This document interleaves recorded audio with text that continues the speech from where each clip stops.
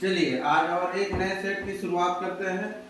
और आज जो होगा सेट नंबर 14 जो कि रेलवे बैंक एसएससी के लिए बहुत इंपॉर्टेंट होने वाला है। और आज का सेशन स्टार्ट करते हैं। आज हम लोग 10 क्वेश्चन फिर से देखेंगे जो 10 बाय 10 के रूप में ये ऑनलाइन टेस्ट भी चल रहा है। और ये टेस्ट का टाइमिंग है आपका सवेरे 7 बजे से शाम का 7 बजे के बीच। कोई भी टाइम आप निकाल के टेस्ट दे सकते हैं, ठीक है। उसके लिए करना क्या है, ये व्हाट्सएप नंबर दिया गया है, इसमें सिंपल लिखना है मुझे टेस्ट देना है बोल के, तो आपको आईडी पासवर्ड मिल जाएगा और आप कंटिन्यू टेस्ट दे सकते हैं, ठीक है। तो चलिए बिना लेट किए आज का पहला प्रश्न को देखते हैं। पहला प्रश्न है साधारण ब्याज की किस दर से कोई धन जो है ना 8 वर्ष में तिगुना हो जाता है। तो 8 वर्ष में अगर तिगुना हो जाता है तो ब्याज कितना मिलता है। तिगुना मीन्स 300, तो यहाँ पर ए 300 हो जाएगा तो ब्याज आपको कितना मिलेगा 200। कितने वर्ष में 8 वर्ष में। तो आर निकालना है, 200 को आपको सिंपल 8 से भाग देना है, ठीक है।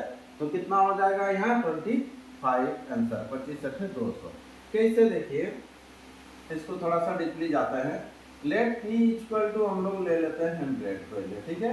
और आपको बोला है टी इक्वल टू 8 वर्ष में जो है ये जो है 2 गुना कितना गुना 3 गुना हो जाता है। तो ए बराबर जो हो जाएगा कितना हो जाएगा 300 होगा, है ना। किस दर से आपको रेट निकालना है, आर निकालना है, ठीक है। तो यहाँ पर जब पी बराबर 100 मानते हैं then S I equal to होता है आर गुना टी। तो एस आई कितना हो जाएगा देखिए 100 से 300 हुआ है मतलब 200 ब्याज आपको मिलेगा। आर निकालना है, टी दिया हुआ है आर, ठीक है। तो टी बराबर हो जाएगा 200 बटा आर। इसको काट लीजिएगा, ठीक है, 4 से ही काट लीजिए। तो यहाँ पर कितना हो जा रहा है देखिए 50 बटा 2 यानी कि 25% ये आंसर हो जाएगा। ऑप्शन होगा सी आज का पहला क्वेश्चन का, ठीक है। चलिए तो नेक्स्ट क्वेश्चन बढ़ते हैं। ये समझ में आ गया होगा, छोटा सा क्वेश्चन था, ठीक है। नेक्स्ट है एक रेलगाड़ी 50 मीटर लंबे प्लेटफॉर्म को 14 सेकंड में पार करता है। कितना सेकंड 14 सेकंड में 50 मीटर लंबे प्लेटफॉर्म को तथा प्लेटफॉर्म पर खड़े एक व्यक्ति को 10 सेकंड में पार करता है। 10 सेकंड में पार कर रहा है मतलब अपना ही लंबाई को पार कर रहा है रेलगाड़ी, ठीक है। गाड़ी की चाल कितने किलोमीटर प्रति घंटा है, गाड़ी की जो चाल है कितने किलोमीटर प्रति घंटा है ये आपको निकालना है। सिंपल यहीं से आप निकाल सकते हैं। देखिए अपना जब लंबाई का जब पार करता है तो 10 सेकंड लगता है और साथ में अपना लंबाई और प्लेटफॉर्म को पार कर रहा है तो 14 सेकंड यानी कि 4 सेकंड ज्यादा लग रहा है। क्यों, क्योंकि ये 50 मीटर ज्यादा लंबाई हुआ बोल के, ठीक है। तो यहाँ पर चाल बराबर हो जाता है दूरी बटा समय यानी कि 50 बटा 4 होगा और इसको 18 बटा 5 से गुना कीजिएगा। क्यों करेंगे, क्योंकि किलोमीटर प्रति घंटा में चेंज करना है आपको, ठीक है। और इसको सिंपल काट लीजिए, ये काटिएगा तो ये 10 हो जाएगा, ये 2 और इधर 5 और ये 2 से काटेंगे तो कितना हो जाएगा ये 9 और 9 बचे 45 किलोमीटर पर आवर ये आंसर हो जाएगा। चलिए तो ये कौन सा होगा, ऑप्शन डी इसका राइट आंसर होगा। अगर इसको डिटेली बनाना है तो कैसे बनाएंगे देखिए बता दे रहे हैं। ये रेलगाड़ी जा रहा है, एक प्लेटफॉर्म को पार करेगा तो कितना समय लगेगा बोला है क्वेश्चन में आपको 14 सेकंड का समय लगता है। अगर यही रेलगाड़ी प्लेटफॉर्म पर खड़े व्यक्ति को पार करेगा तो 10 सेकंड का लगता है समय, ठीक है। अब देखिए तो बोल रहे कि रेलगाड़ी की चाल क्या है ना। और यहाँ 50 मीटर लंबे प्लेटफॉर्म है तो रेलगाड़ी की लंबाई मान लीजिएगा x मीटर। यहाँ पर भी वही रेलगाड़ी है तो ये भी x मीटर ही होगा। अब देखिए यहाँ जब इसको जब प्लेटफॉर्म को पार करेगा तो चाल उतना ही रहेगा, जब इस व्यक्ति को भी पार करेगा तो चाल उतना ही रहेगा। तो चाल को हम लोग बराबर कर देंगे और चाल बराबर होता है दूरी बट्टा हो जाएगा समय यहाँ और इधर भी हो जाएगा दूरी बट्टा समय, ठीक है। यहाँ से क्या कर लीजिएगा x का मान निकाल लीजिएगा और ये x का मान को कहीं भी बैठा देंगे या x y जो 10 है उसको बैठाएंगे और किलोमीटर प्रति घंटा में चेंज करेंगे तो 18 बटा 5 से गुना कर लीजिएगा, ये 45 ही आएगा। ये थोड़ा सा बेसिक है, ठीक है। चलिए तो इसका आंसर कर लेंगे आप लोग डी। हाँ नेक्स्ट अगला क्वेश्चन है एक मोटर बोट 9 किलोमीटर दूरी को धारा की दिशा में तय करने में 2 घंटे, धारा के विपरीत दिशा में तय करने में 6 घंटे लेती है। धारा की गति क्या है, ठीक है। 9 किलोमीटर धारा के दिशा में जाएगा तो 2 घंटा लेगा। तो धारा के दिशा में चाल हम लोग कर लेते हैं। धारा के दिशा में चाल क्या होता है, x प्लस वाई। 9 किलोमीटर जाना है, 2 घंटा लगेगा, तो इतना हो जाएगा। धारा के विपरीत हो जाएगा x माइनस वाई। ये 9 किलोमीटर जाएगा, कितना का 6 घंटा समय लगाएगा, ठीक है। तो ये हो गया। अब आपको बोला धारा की गति क्या है, मीन्स y का मान निकालना है। तो y का जब मान निकालना तो x को हटाना पड़ेगा, तो x हटेगा कब, जब घटाएंगे। तो घटाने से क्या होता है, चिन्ह बदलता है, तो ये चिन्ह बदल जाएगा। ये x x कट जाएगा, y y हो जाएगा 2y, ठीक है। एलसीएम हो जाएगा कितना, 6 हो जाएगा। अब 6 जब हो गया तो यहाँ पर 3 है ना, 9 किया हो जाएगा कितना, 27 हो जाएगा, है ना। एलसीएम लेंगे, 2 6 का 6 हो जाएगा। 2 से 6 को भाग दीजिएगा, 3 होगा, 3 9 के साथ गुना होगा, 9 किया 27, और इधर से आपको 9 घटेगा, ठीक है। तो 2y इक्वल टू हो जाएगा कितना, 18/6। चलिए 6 से काट दीजिएगा, 6 या 18 हो जाएगा। y इक्वल टू हो जाएगा 3/2, यानी कि 1.5 किलोमीटर पर आवर ये धारा का गति होगा, है ना आंसर। ऑप्शन बी इसका राइट आंसर हो जाएगा। ये क्वेश्चन नंबर 3 आपके सामने है, ठीक है। चलिए अगला बढ़ते हैं नेक्स्ट प्रश्न की ओर।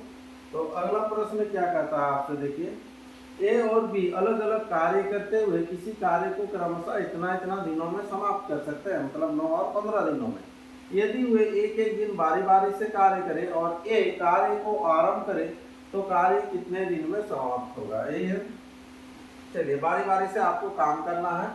ए का दिया हुआ है 9, फिर बी का दिया हुआ है कितना, 15 दिन में। एलसीएम निकाल लीजिएगा, 9 15 का एलसीएम कितना हो जाएगा, तो कितना हो जाएगा, ये 45 हो जाएगा, ठीक है।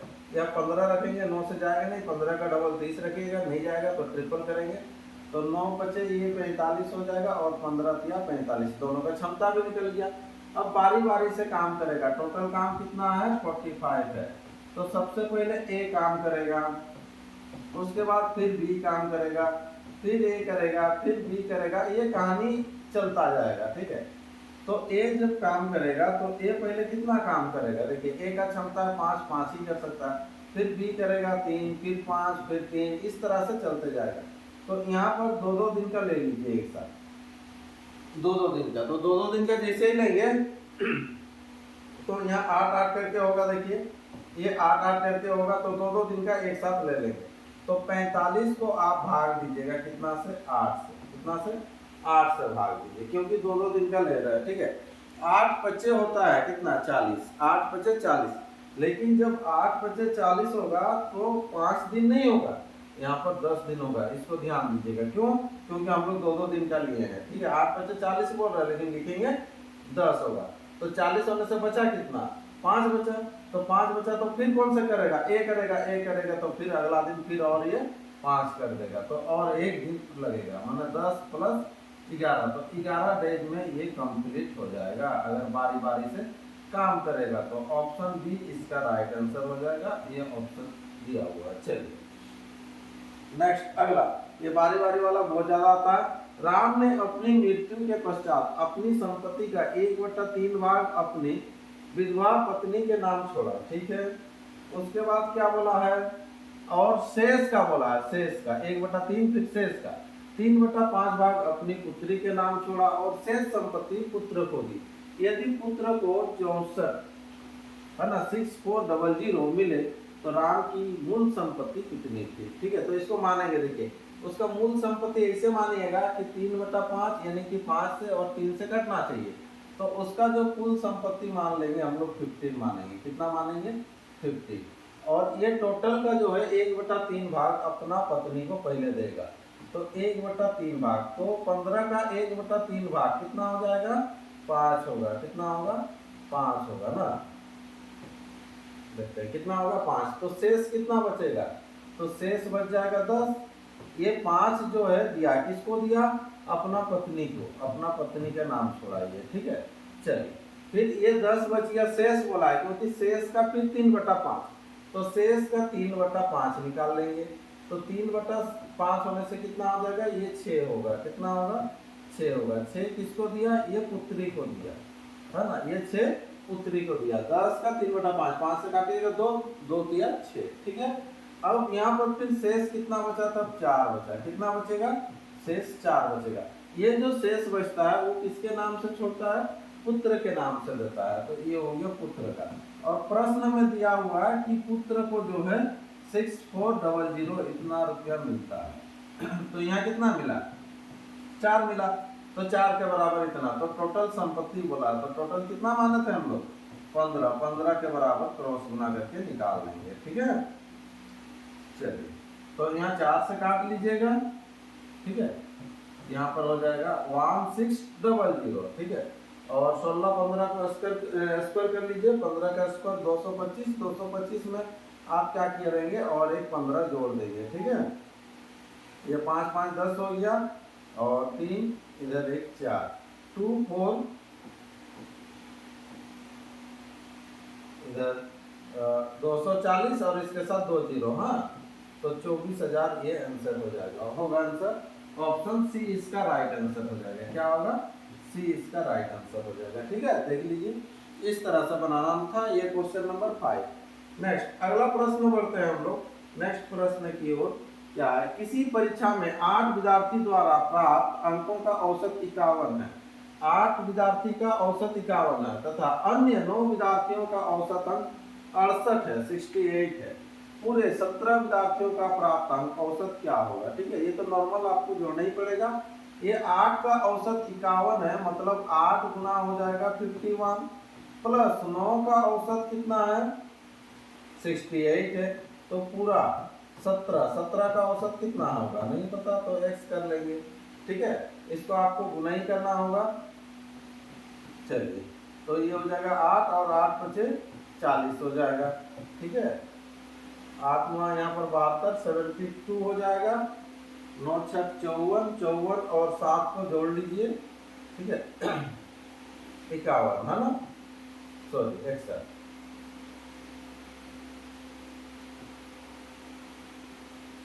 चलिए, इसके बाद हो जाएगा कितना, ये 17x हो जाएगा, और इधर फिर कितना हो जाएगा, 8 2 10 हो गया, इधर 2 और 6 4 10 इक्वल टू हो जाएगा 17x।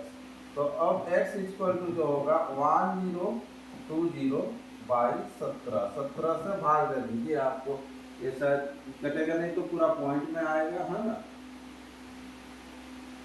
17 बच्चे कर लो, 17 बच्चे होने से ठीक है, आ जाएगा 59 पॉइंट समथिंग आ जाना चाहिए, ठीक है।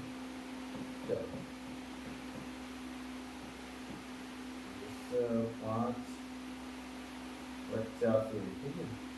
और 17 अगर जोड़ते हैं 7 5 12, तो पूरा पूरा कर जा रहा है। 17 6 160 आंसर हो जाएगा, ऑप्शन सी कर लो इसको, ठीक है। 17 को अगर 6 से गुना करते हैं, ठीक है, 6 7 हो जाएगा 42, 6 और 4 10, ठीक है, 7 होगा आंसर, हाँ पूरा कर लिया। नेक्स्ट अगला प्रश्न आइए। दो संख्याओं का एचसीएफ और एलसीएम दिया हुआ क्रमशः 44 और 264 है, दो संख्या का। यदि पहली संख्या को 2 से भाग दिया जाए तो भागफल 44 होता है। दूसरी संख्या निम्नलिखित में से क्या होगा, ठीक है। देखते हैं, यदि यहाँ पर एलसीएम एचसीएफ दोनों दिया हुआ तो यहाँ पर फॉर्मूला आता है पहली संख्या गुना दूसरी संख्या बराबर एलसीएम गुना एचसीएफ, ये चीज होता है, ठीक है। तो इसमें से तो दो आपको इजीली दिया हुआ है, एलसीएम दिया हुआ है आपको 264 दिया हुआ है, और एचसीएफ दिया हुआ 44 दिया हुआ है ना। और यहाँ पर बराबर बोल रहा है यदि पहली संख्या को 2 से भाग देंगे तो भागफल 44 आएगा। तो वो संख्या क्या होगा, पहली संख्या को अगर 2 से भाग दीजिएगा तो भागफल 44 आता है। तो वो संख्या क्या होगा, 44 गुना 2 होगा या 2 गुना 44 होगा। तो ये पहली संख्या हो जाएगा 2 गुना 44। तो दूसरी संख्या क्या है ये आपको निकालना है, तो सिंपल तो आ जाएगा ये। चलो ये 44 44 कटा, अब 2 से जब काटिएगा तो यहाँ पर कितना हो जाएगा 132 हो जाएगा, यानी कि दूसरी संख्या जो हो जाएगा क्या हो जाएगा 132, ये आंसर हो जाएगा। ऑप्शन कौन सा होगा, ऑप्शन सी इसका राइट आंसर होगा, ठीक है। चलिए नेक्स्ट प्रश्न बढ़ते हैं। अगला क्वेश्चन आपके सामने है, क्वेश्चन नंबर 1।